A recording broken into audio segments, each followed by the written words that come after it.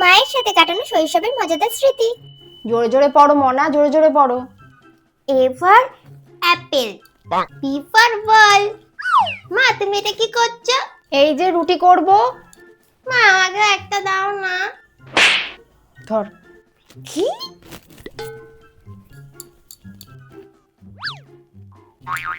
মা দেখো আমার গোপ গোপ, বাবার মতন গোপ। এইটা দিয়ে আমি একটা পুতুল বানাবো। মা আমাকে আরেকটু দাও। বুঝেছি, তুই আমার এই রুটির গোল্লাগুলো সমস্তটা নষ্ট করবি। দাও না, দাও না। নে, আর চাইবি না কিন্তু। মা আমার পুতুল পুতুল। খুব সুন্দর হয়েছে।